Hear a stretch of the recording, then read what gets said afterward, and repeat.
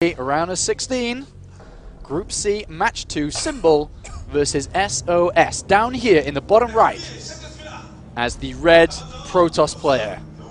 Arguably one of the best Protoss players across the entire globe at the moment. It is, of course, SOS. Fantastic results so far this season, Day 9. Against pretty much any race, every race. And there he is, the handsome fella from Wujing Stars. Now, his opponent, who's shown incredible, consistent form for many years now, but primarily in the Zerg vs. Zerg matchup, has quite an uphill battle ahead of him. Azubu's Symbol. Interested to see what sort of trickery he'll have up his sleeve, because I think Zerg has sort of been pigeonholed as the non-tricky race.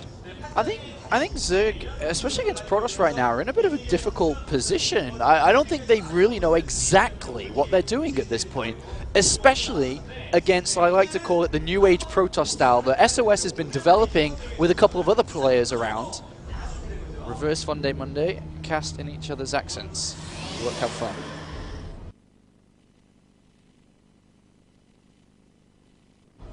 Alright, well, I've got something to tell you.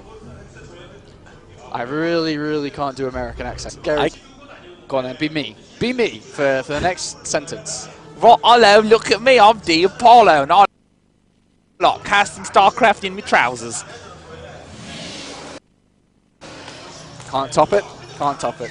All right, I'm ready. Not even going to try. All right, no, I'm ready. I'm ready. I'm ready for the Day 9. I can't do it. I'm actually terrible at accents. I've only got one. It's this one. I mean, your accent repertoire is actually very similar to the Zerg opening repertoire that they have against Protoss. It's very limited. Very limited. It puts them in a rough spot and is embarrassing. I wouldn't go that far. It's not that bad of an opening. But back to the point I was trying to make, is that SOS will play this game and his army composition without Stalkers. I think this is something that's really been out there as of recent. Yeah, I mean, the Stalkerless play, I mean, especially, I hate to say it, but the Strength of Zealot Archon is actually just so prevalent now. I mean, Stalkers used to be the linchpin of any PvZ composition. And wow, look at this, he's already putting 3 back in gas. I mean, normally the reason why you just have 2 in gas is that you have just enough for the Mothership Core and just enough for the Warp Gate. With a little bit later, maybe a Stalker, maybe not, that sort of thing. But I mean, even in this circumstance, a lot of people do have a tendency to skip out on that fella in favor of an earlier Nexus. So it does look like there's going to be some hints of aggression. But what is SOS going to do with all that extra gas? There's a number of options. Well, I think you'd want to get a Sentry out quite fast behind this. Yeah. Especially to get the Hallucinated Phoenix down quite early in this game. He needs to figure out exactly what his opponent is doing. But we'll see. I mean, he hasn't spent anything yet, unless he's going to go for a super fast Stargate potentially before anything. Okay, there it is. Look at that. Before Warp Gate, before Sentry. 30 seconds. God, that's early. Fast.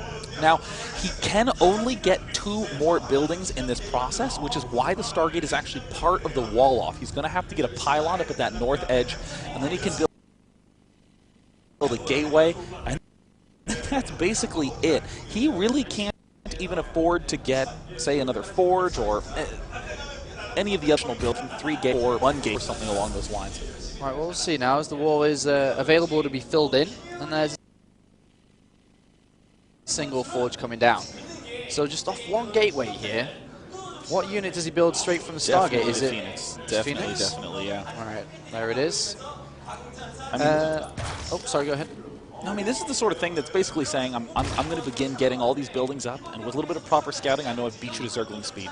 All right, I like this addition from Symbol here. He's continuing to get gas, and he's got Overlord speed on the way. And he's going to want to poke in there to find out what exactly his opponent's doing. But Symbol, I mean, like I said earlier, he hasn't actually played any games against Protoss this season, so I really don't know what to expect from him. I watched a couple of games that were a bit older, over a month old, but to be honest, they weren't very relevant to the recent, strategies within Zerg vs. Protoss. I have no idea what to expect from him today. Now, what I'm looking super closely at this point, oh, there it is. We're starting to see the Evolution Chamber go down. It looks very much so like he's hinting towards that very fast melee carapace upgrade thing. Now, wow, he's even getting a cannon in there. SOS, see, this cannon has really screwed up his gas income at his expansion. Normally, you'd want to be throwing down a robotics facility soon. He is not going to have a robo facility anytime soon at all, which means these Phoenixes are going to have to be sensational in terms of their damage output. Slowing down his opponent. Ideal goal here. One Zerglin gets killed off there. Maybe another one. Maybe not. But the Phoenixes, yeah, they're going to have to do damage and slowing his opponent down, getting overlords, getting drones, even the Queen if he can find it. Okay, so we know what Symbol's going to do. Yeah. With the +1 melee coming down, he will be looking most likely here towards Ultralisk, just to get the melee upgrades down. Another style that has come out recently again is going straight to Broodlords.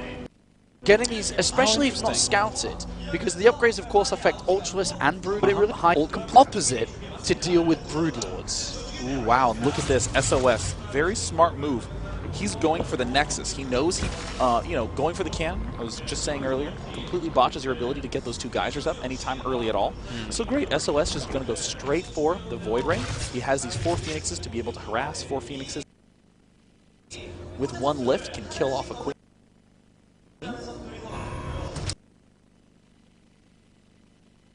And then he's just going to be going straight into probably a Sky Protoss. Yeah, he's a big fan of going Sky Protoss, so I wouldn't be surprised to see a second Stargate. Wow, there's 2 more. Yeah, so going definitely here.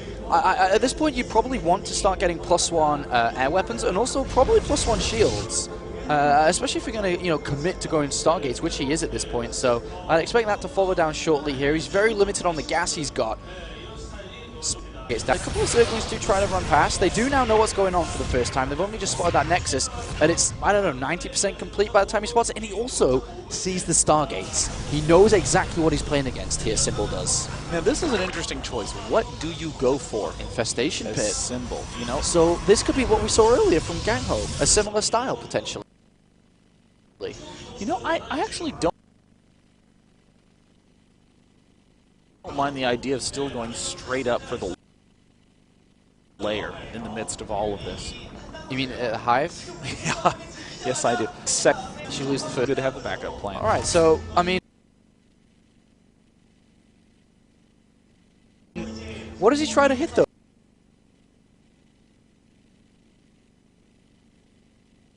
Oh, does he go Ultralisk still?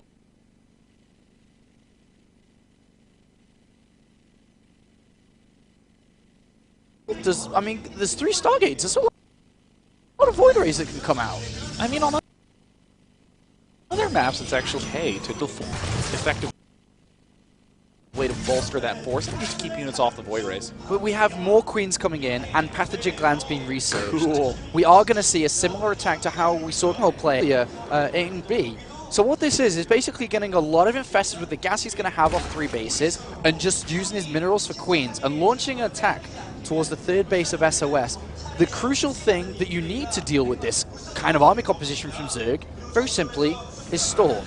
So when we see the Temporal Archives coming down, we know that SOS will be in a comfortable position, and there it does come down already in this game. This is going to be a tough task for Symbol to try and break it. Yeah, I'm still kind of thinking that he may go for this mix with Ultra. Try to throw in some transfuses at the front.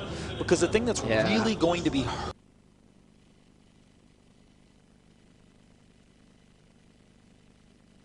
hurting Symbol in these engagements is the Zealots sprinting right on up to the Queens, sprinting right on up to the Infestors, with really no... Well, he stole the build. He stole your build.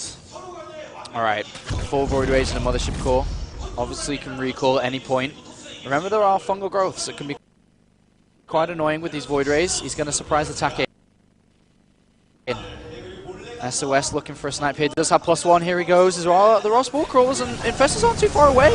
Uh-oh. There's the charge up, and it looks like he is going to go straight for the Hive. Oh my God. He is going to go straight for it. Oh, this is going to be a oh God, he is going to get that. Where's the transfuse? So many Queens! So many Queens, and he gets it!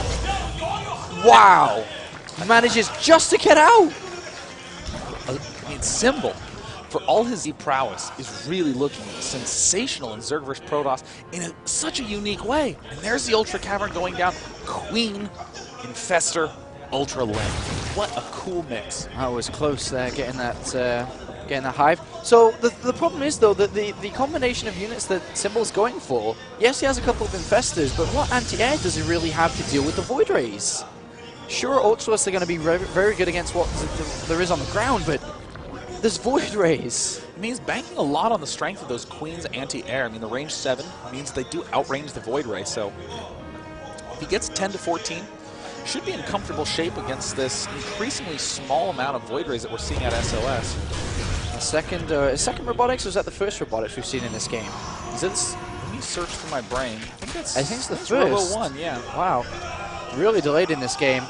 Well, anyway, what we're going to see next is these 3-3 upgrades are coming in. 7 Zealots 2.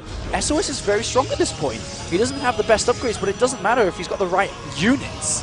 More so. He's trying to strike before the Ultralisk. He's going 5 Queens at once. Symbol knows exactly the composition he's going for. We haven't really seen this in gameplay. This is a very exciting first look at this hyper modern ZVP style. He can feed back these Queens and Infestors depending on where his high tapper are at the point.